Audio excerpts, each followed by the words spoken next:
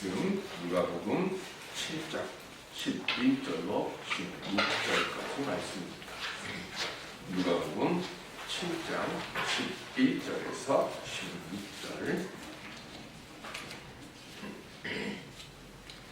그 후에 예수께서 나인이란 성으로 가실새 제자와 많은 무리가 동행하더니 성문에 가까이 이르실 때 사람들이 한 죽은 자를 메고 나오니 이는 한 어머니의 독자요 그의 어머니는 바오라.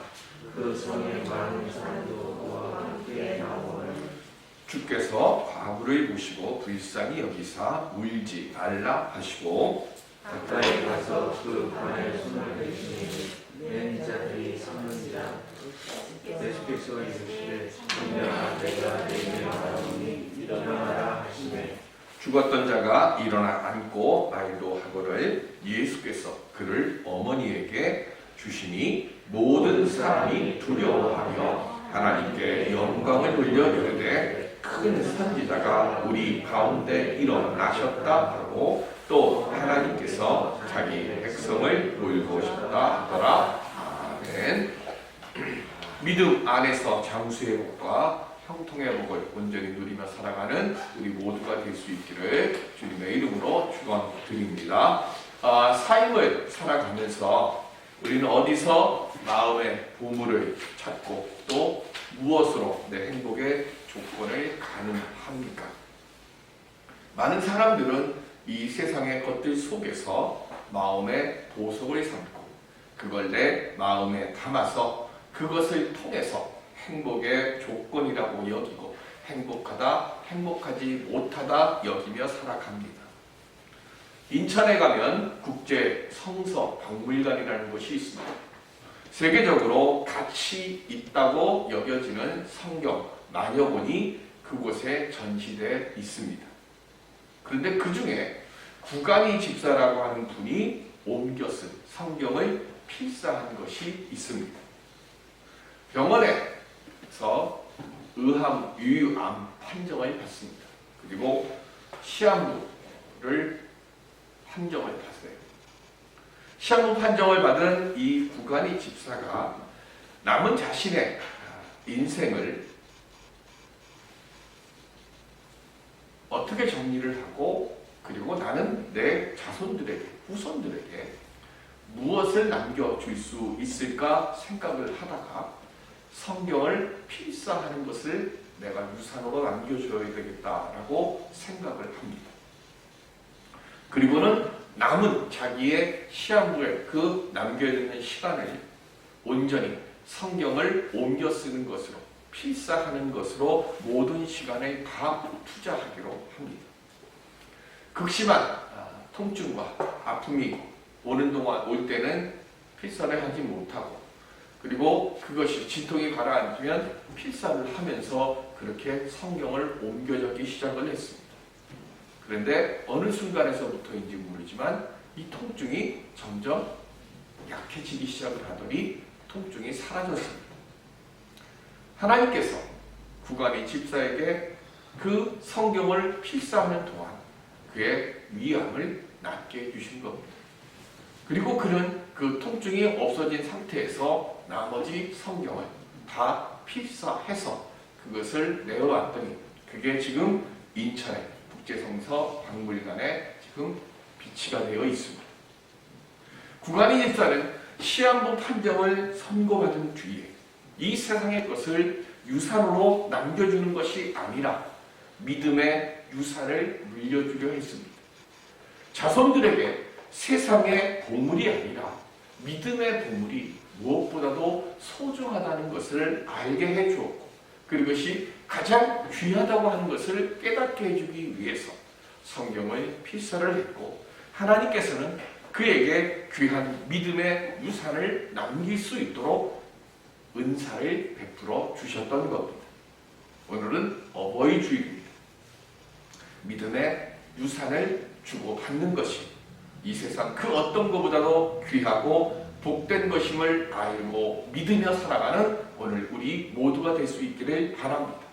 하나님의 말씀 안에서 부모를 공경하고 그리고 자녀들을 믿음으로 양육해가는 가정이 될 수 있도록 주여 저희들에게 믿음을 주시고 깨달음을 주시고 지혜를 주시옵소서. 구하는 우리 모두가 되어져야 할 줄로 믿습니다. 우리가 그렇게 주님 앞에 구할 때에 세상의 것들이 조금 부족해도 감사와 존경 그리고 사랑이 넘치는 가정이 되도록 하나님께서 우리 모두를 지켜주시고 온전히 서도록 함께해 주실 줄로 믿습니다. 이 아름다운 믿음의 유산을 서로 남기고 주고받으며 더 큰 믿음의 유산들을 그 유산의 일들을 만들어가는 우리 모두가 될 수 있기를 주의 이름으로 간절히 기원드립니다. 그럼 우리가 어떻게 하면 그렇게 아름다운 믿음의 유산들을 남길 수 있을까요? 누가복음 7장은 백부장의 믿음을 예수님께서 칭찬하시는 것으로부터 시작을 합니다. 백부장은 이방인입니다. 예수님의 행하시는 것을 본 적도 없습니다. 가르침을 받은 적도 없습니다. 다만 백부장은 예수님에 대한 소문을 들은 그것을 근거로 말씀만 하옵소서 하는 믿음으로 주님께 고백을 했기에 예수님께서 내가 이만한 믿음을 본 적이 없다고 칭찬해 주신 겁니다. 그리고 그 백부장의 믿음을 칭찬하시고 그의 하인의 병을 고쳐주셨습니다. 그리고 예수님이 발걸음을 나인이라는 곳으로 옮겨가십니다. 나인이라고 하는 이 작은 성은 나사렛 동쪽에 있는 갈릴리에 있는 나사렛 남동쪽에 위치해 있는 자그마한 갈릴리 마을입니다. 예수님 일행이 성문 가까이 이르실 때에 과부의 외아들의 장례 행여일과 마주칩니다. 우연히 마주쳤을까요? 요한복음 5장 21절에 보면 시작. 아버지께서 죽은 자들을 없어? 네. 자, 우리 성경을 찾으실까요? 요한복음 5장 21절.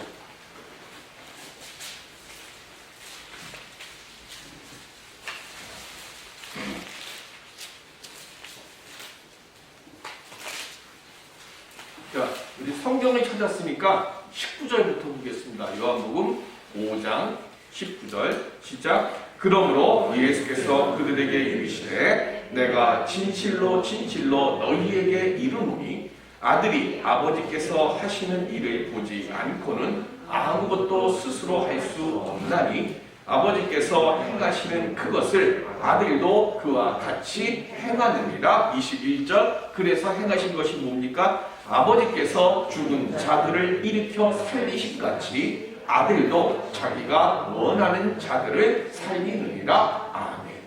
하나님이 죽은 자들을 살리시는 역사를 행하셔요.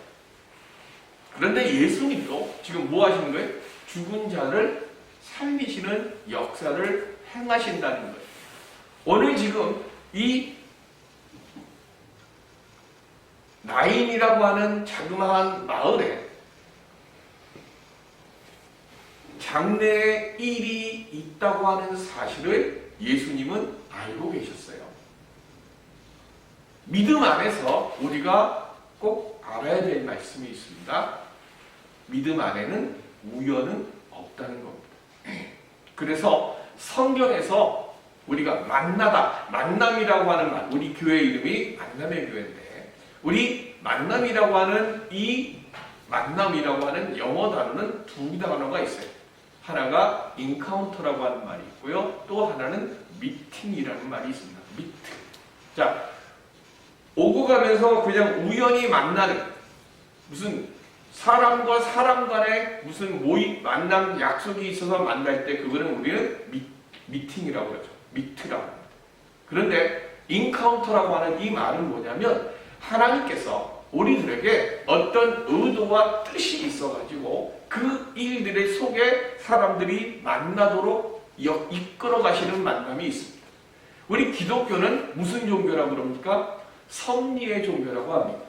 섭리의 종교는 다른 말로 이야기를 하면 이 세상에 일어나는 모든 일들은 다 하나님의 계획 안에서 모든 것들이 이루어지고 일어난다는 것을 말합니다. 요걸 잘못 우리가 해석을 하면 이걸 운명론으로 우리가 잘못 해석을 하게 돼요. 그런데 분명한 건 성경에서 이야기하는 믿음 안에서 이야기하는 섭리나 예정은 내가 어떤 것을 선택을 하게 되어지면 그 선택한 것에 대한 결과가 예정되어 있다는 것을 말하는 것이지, 너는 태어나서 이렇게 살다가 이렇게 끝날 거야 라고 하는 운명은 우리에게 없어요. 기독교 안에는 그런 운명은 없습니다. 그래서 기독교는 무슨 종교라고 그럽니까? 뒤를 보는 종교가 아니라 과거에 어땠던 것은 중요한 것이 아니에요. 불교나 다른 세상에 있는 종교는 내가 지금까지 살아왔던 그 업보에 의해서 내 미래가 결정되는 것이라고 이야기하는 것이 불교고, 우리 기독교는 지금까지 살아왔던 삶의 모습들이 어땠느냐, 그거 중요한 것이 아니에요. 지금 예수를 만나서 내가 지금부터 어떤 사람으로 살아가겠다고 결단하고 그 결단한 대로 살아가는 것, 그것이 중요한 것이 기독교입니다. 그러니까 우리는 항상 뭐가 중요한 거예요? 현재가 중요한 거예요. 불교는 과거의 삶의 모습들이 중요한 것이고, 기독교는 지금의 삶이 중요해서 우리는 뭐를 보는 거예요? 우리 미래는 결정되어 있는 것이 하나도 없어요. 날마다 내가 선택하는 순간만, 오늘 우리가 예배 전에 드렸던 그 복음성가처럼 날마다 순간순간마다 내가 판단하고 내가 결정하는 거예요.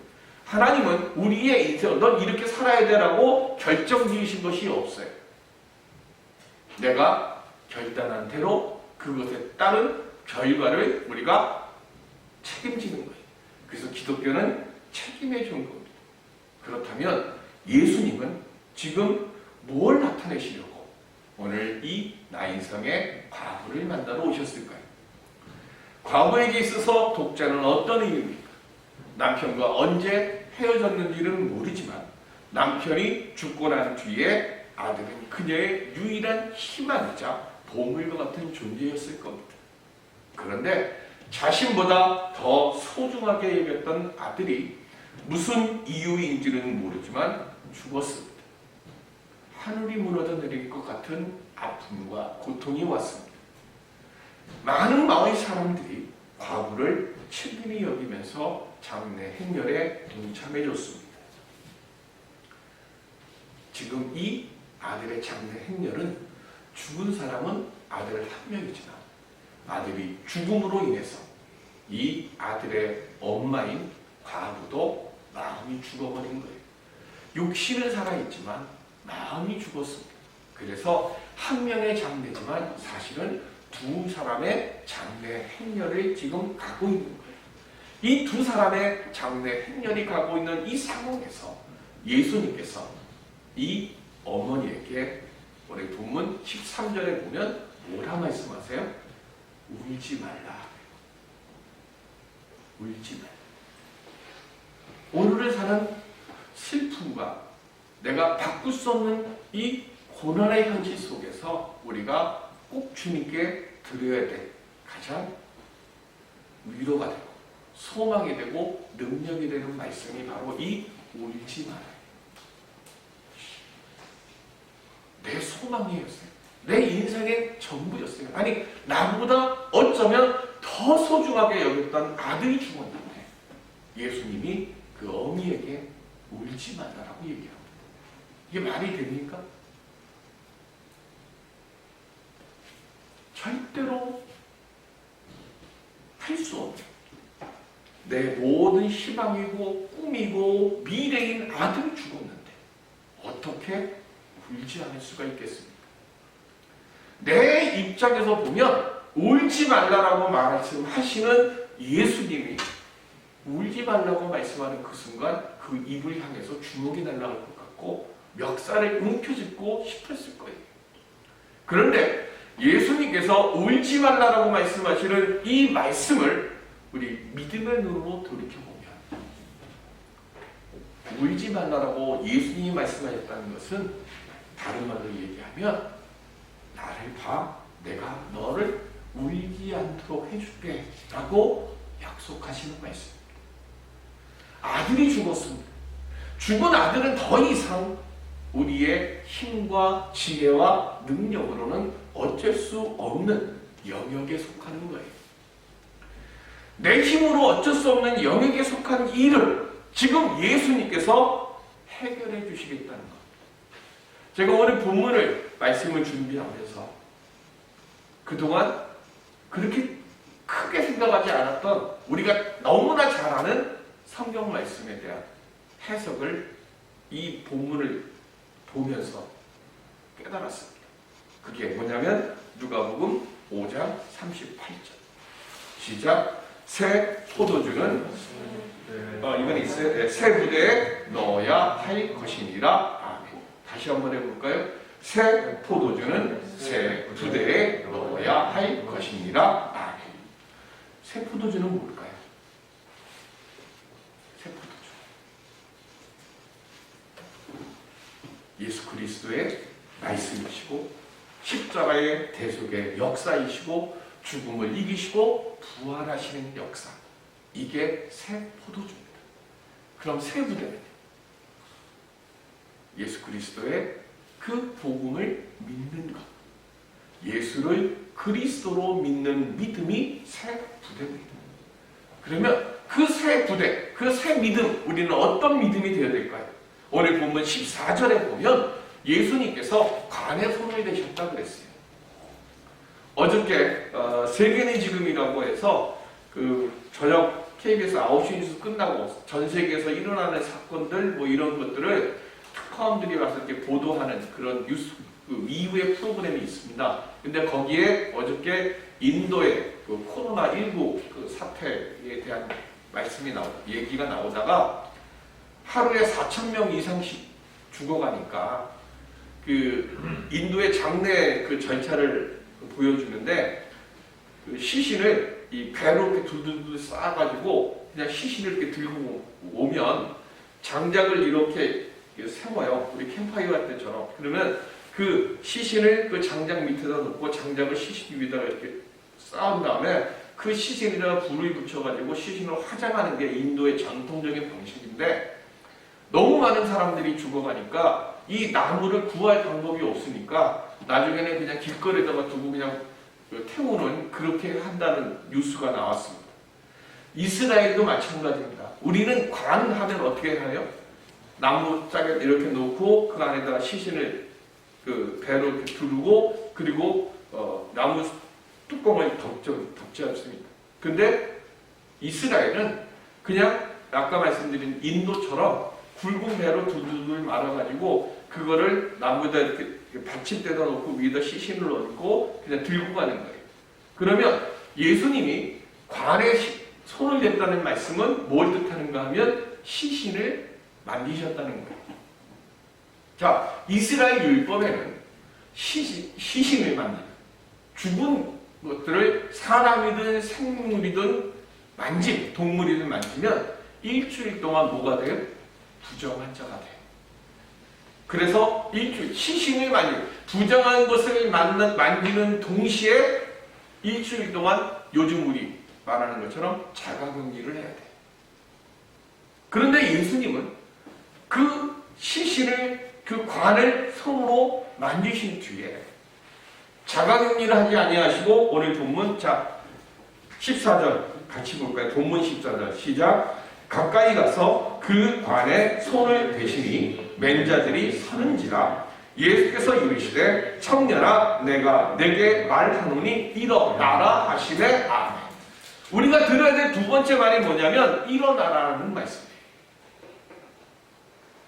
내 영역 밖에서 일어날 수 있는 일입니다. 이건 내가 할 수 있는 일이 아니에요. 울지 마라라고 말씀하시는 것도 마찬가지고 일어나라 하는 것도 마찬가지인데 우리는 일어날 수 있는 상황이 아니잖아요. 지금 죽어 있어요. 죽었으니까 도저히 일어날 수 없어요. 율법대로 하면 예수님은 시신을 만진 그 순간부터 부정한 자가 됐고 그리고 부정했으니까 자가격리를 해야 되는데 부정한 모습으로 변한 그 예수님이 일어나라라고 얘기를 하시는 거예요. 뭐예요? 부정한 자리를 뚫고 일어나라는 거예요. 죽음의 자리에서 일어나라는 거예요. 이게 뭐예요? 이게 새 포도주고 이게 새 부대라는 거예요. 주님의 말씀 앞에 나는 끝났습니다. 내 영역으로 할 수 있는 것이 하나도 없어요. 이제는 끝이 난 그 상황에서 아니 너 누워있으면 안 돼. 나는 사람, 믿음이 없는 사람들은 누워있을 수밖에 없지만 믿음이 있는 너는 누워있는 그곳에서 일어나서 다시 생명의 자리로 올 수 있어. 이걸 지금 예수님이 말씀하시는 거예요. 이 일을 하시기 위해서 나인성에 가셨고 나인성의 과부를 만나시고 그리고 죽은 아들을 살려주신 겁니다. 예수님이 죽으신 뒤에 하나님에 의해 부활하셨고 예수님은 나인성의 과부의 아들을 부활시켜 주신 겁니다. 묵은 포도주는 율법을 말하고 낡은 가죽 부대는 율법을 따라 사는 사람들의 모습을 말합니다. 율법은 사람들을 정죄를 하지만 살리지는 못합니다. 그러나 예수님은 죽은 자도 살리시고 죽을 병에 걸린 자도 고쳐주십니다. 이게 새 포도주고 이것을 믿는 믿음이 새 부대입니다. 우리가 온전한 새 가죽 부대가 되려면 그래서 내 좌절의 자리, 내 죽음의 자리에 찾아오셔서 울지 마라, 일어나라 명하시는 예수 그리스도의 음성을 들어야 합니다. 그래야 우리는 우리 삶에 있어서 인생 최고의 순간을 만들 수 있습니다. 야곱은 무엇이든 자기가 얻고자 하는 것은 형을 속이고 아버지를 속여서라도 가졌습니다. 세상의 가치를 그만큼 최고의 것으로 여기며 살았습니다. 그게 자기의 마음의 보물이었어요. 이 세상을 살아가면서 하나님께서 자기에게 주신 약속, 그거 자기의 마음속에 보물로 담아두지 않고 살았어요. 자식 관계에서도 그래서 오직 요셉만 편애했습니다. 그러다가 요셉이 죽었다는 말을 아들들을 입을 통해서 그냥 22, 3년 동안 요셉이 죽은 줄로 알고 살았습니다. 그냥 누워 있었어요. 볼 수 없고 죽은 줄 알았던 그 요셉, 보고 싶어도 볼 수 없는 내 영역 밖에 있었기 때문에 요셉을 야곱은 마음속에서 지워버렸습니다. 내 마음속에서 그걸 지워버린다고 지워집니까? 음식을 먹다가도 이거 요셉이 좋아했던 건데, 아니면 요셉이 입고 있던 옷을 보면서 이거 요셉이 입으면서 참 좋아했던 건데, 그 마음속에 멍만 들어있는 게 아니라 그 마음속에 칼로 아린 것 같은 그런 아픔과 고통이 있어요. 근데 그건 그냥 세상의 보물을 취하는 것으로 야곱은 잊어버리며 살아가려고 했습니다. 그런데 죽은 줄 알았던 요셉이 살아있고 애굽의 총리 대신으로 있다는 사실을 알게 됩니다. 야곱이 어쩔 수 없다고 내가 놓은 삶의 영역에서 하나님은 야곱의 가족뿐만 아니라 그 당시 고대근동 지역의 수많은 사람들의 생명을 살려주고 구원케 하기 위한 역사를 이뤄 가셨습니다. 야곱은 끝났다고 포기한 요셉을 통해서 하나님께서는 더 크고 놀라운 만민을 구원시키기 위한 원대한 섭리를 이뤄 가셨습니다. 그리고 야곱이 바로 앞에 섰습니다. 그리고 바로가 야곱에게 묻습니다. 내 나이가 몇 살이냐? 그때 야곱이 내가 험악한 세월을 살았습니다 라고 고백을 합니다. 야곱이 이야기하는 험악한 130년의 세월은 무엇이 있을까요? 세상 것이 전부인 줄 알고 살아왔고 내 손으로 모든 것을 다 해결하고 내 손으로 모든 것을 채워야 나는 만족했다고 생각하는 그 삶을 살아왔는데 바로 앞에 선 지금 이 순간 보니까 내가 무언가를 할 수 없다고, 그리고 나는 죽었다고 생각해서 내 마음속, 내 기억 속에서 내어놓은 그 요셉을 통해서 하나님은 내가 생각하지도 못했던 놀라운 일을 이루셨어요. 그걸 보면서 야곱이 자신의 삶의 시간들을 돌이켜봅니다. 세상 것으로 무언가를 얻으려고 하고 세상 것으로 무언가를 취하려고 하는데 자기 가정에서는 자기의 장남 르벤은 자기의 첫 비라를 침상을 더럽히는 일을 범합니다. 자기의 딸 디나는 세겜에서 몹쓸 일을 당합니다. 그런 일들, 그런 가정이 무너지는 그 아픔들을 야곱은 또 역시 세상의 것으로 채우려고 살아왔었어요. 그러면서 스스로 괜찮다고 위로했고 스스로 아니야 이건 어쩔 수 없는 거야 하면서 자기 스스로를 위로하고 정당화시키려고 했습니다. 그런데 애굽의 총리로 앉아있는 요셉을 보면서 그리고 바로 앞에 서면서 야곱은 깨닫습니다. 아, 내가 채우는 것이 아니라 하나님께 모든 걸 맡기며 살아야 내가 온전히 서는구나 하는 것을 비로소 깨닫습니다. 그래서 130년이라고 하는 세월을 험악하게 살았고 나머지 17년의 세월을 평안함 속에서 삽니다. 하나님 앞에 모든 걸 내려놓고 모든 걸 맡기고 그리고 나서 그는 하나님의 그 돌보심의 자리, 그래서 유언으로 남기는 것이 뭡니까? 나를 이 땅에 묻지 말고 내 할아버지, 내 아버지가 묻혀있는 그곳으로 나를 옮겨달라고 부탁을 합니다. 우리가 가야 할 곳이 어딥니까? 우리는 세상 것을 통해서 무언가를 자녀들에게 주려고 합니다. 얼마 전에 연구 결과에 보니까 엄마 아버지가 용돈을 많이 주면 최고의 부모냐? 그랬더니 아니래. 그냥 엄마 아버지가 학원에 많이 보내면 최고의 부모냐? 아니래. 뭐가 최고의 부모냐? 그랬더니 같이 이야기해주는 부모가 최고라고 하더라. 우리 얘기를 안 하는 거예요. 우린 얘기가 아니라 일방적으로 다보하는 거예요. 엄마 아빠가 하는 대로 따라해. 부모를 공경하라고 말하지만 우리는 부모를 공경할 수 있도록 우리 자녀들에게 무엇을 남겨주셨습니까? 인생 가장 절망의 순간에 과부는 예수님을 만났습니다.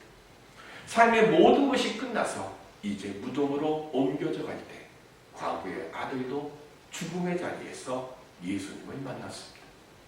두 사람 모두 자신들이 무엇을 할 수 없는 그 모습 속에서 내가 무언가를 할 수 있는 영역이 하나도 없는 그 상태에서 우리 주님을 만났습니다.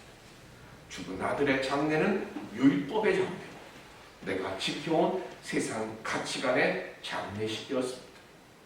그리고 죽은 아들을 살려주심으로 마음이 죽었던 과부도 살려주셨습니다. 예수님께서 나인성을 찾으시고 과부 아들의 장례식을 찾으신 이유는 죽어가는 세상에서 슬퍼하지 말고 살려주는 예수님 안에서 생명의 말씀을, 생명의 믿음을 보여주고 그 속에서 구원의 삶을 살라는 이유로 나인성의 과부를 만나셨습니다. 새 포도주가 되고 새 구원의 기쁨을 얻기 위해서는 내 생각과 내 판단 내려놓고 우리가 어찌할 수 없는 영역의 역사를 주관하시는 하나님께 맡기는 삶을 살아가는 우리들이 될 수 있기를 바랍니다. 물질의 유무로 세상의 명예나 아니면 무언가의 유무로 판단하는 세상을 우리는 살아가고 있습니다. 그러나 이 모든 것들보다 믿음의 유산을 더 소중히 여기는 우리들이 먼저 되어져야 할 줄로 믿습니다. 부모를 공경하라고 하는 말이 아니라 믿음의 유산을 소중하게 여기면서 하나님께서 부모를 공경하는 가정이 되도록 인도해 주심을 믿고 내 모든 삶을 주께 맡기는 오늘 우리들이 되어져야 할 줄로 믿습니다. 그러기 위해서는 성도로서 있을 자리에 있고 그리고 해야 할 말을 하면서 지내는 우리들이 되어져야 합니다. 어느 교회에서 믿음의 2세들이 큰 교회인데 하도 안 나와서 왜 안 나오느냐 하고서 그 대담의 시간을 가졌답니다. 뭘 주면 나오겠냐, 뭐 하면 나오겠냐. 그랬더니 그 청년의 대표로 온 친구들이 이렇게 얘기하더라고요. 어려서부터 예배를 드리고 집에 갈 때 지금까지 엄마 아빠가 차 안에서 목사님 욕하고 어느 교인 욕하고 그 이야기만 계속 들었대요. 그러면서 목사님, 장로님들에게 그렇게 얘기하더랍니다. 목사님, 우리가 왜 은혜 받으러 가겠다고 교회를 가서 예배 끝나고 돌아오나 아니면 교회를 가는 길에 누구를 욕하고 누구를 비난하는 이야기 속에서 우리가 어떻게 믿음이 생기겠습니까? 오늘 우리들부터 부모를 공경하라, 믿음을 가지라라고 말할 때 내가 먼저 하나님을 공경하고 하나님을 경외하고 부모를 공경하고 그리고 자녀를 믿음으로 양육하며 살아왔는가를 돌이켜보는 우리들이 될 수 있기를 바랍니다. 우리가 그렇게 주님 앞에 믿음 앞에서 부끄러움이 없는 모습으로 서 나가려고 할 때 그때 하나님께서 나머지는 지켜주시고 채워주실 줄로 믿습니다. 오늘 그 은혜 속에서 아름다운 가정, 아름다운 교회를 만들어가는 우리 모두가 될 수 있기를 주님의 이름으로 축원드립니다. 기도하겠습니다. 은혜의 아버지 하나님, 우리의 입술이